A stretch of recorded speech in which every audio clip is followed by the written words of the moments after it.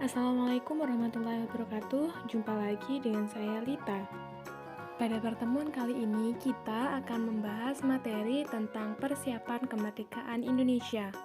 Pertama-tama kita akan membahas masa perjuangan yang diawali dengan lumpuhnya Jepang. Sejak Belanda menyerah tanpa syarat pada Jepang pada tanggal 8 Maret 1942, Indonesia mulai dijajah oleh Jepang. Seiring berjalannya waktu, pada tanggal 6 dan 9 Agustus tahun 1945, kota Hiroshima dan Nagasaki dijatuhi bom atom oleh sekutu. Oleh karena itu, pada tanggal 15 Agustus tahun 1945, Jepang menyerah tanpa syarat kepada sekutu. Berita tentang menyerahnya Jepang kepada sekutu didengar oleh para tokoh pemuda Indonesia.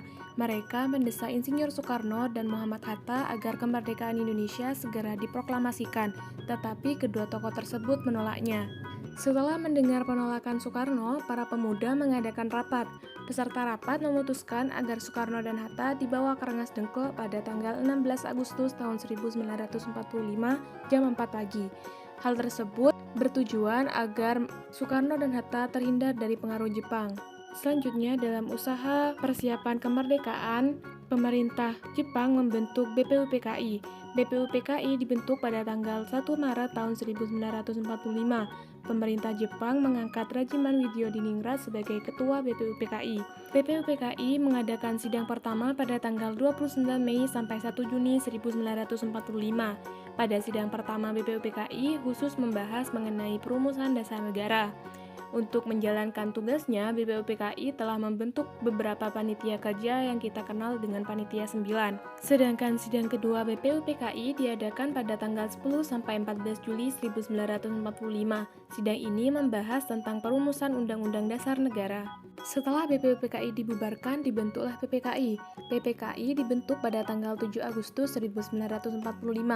PPKI beranggotakan 27 orang yang diketuai oleh Insinyur Soekarno dan wakilnya Muhammad Hatta. Seiring berjalannya waktu, pada tanggal 12 Agustus 1945, Jenderal Terauchi menyampaikan keputusan pemerintah Jepang untuk memberikan kemerdekaan kepada bangsa Indonesia.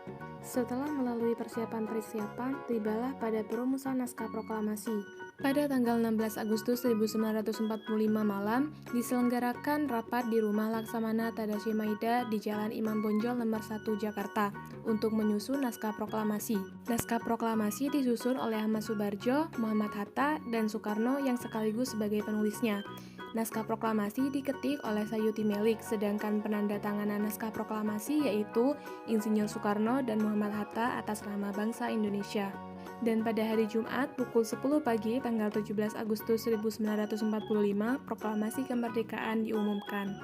Lalu bagaimana cara kita menghargai jasa para pejuang? Sebagai pelajar, kita harus belajar dengan tekun agar menjadi pintar. Belajar dengan giat mencerminkan sikap para pahlawan yang tidak kenal menyerah dalam memperjuangkan kemerdekaan bangsa kita.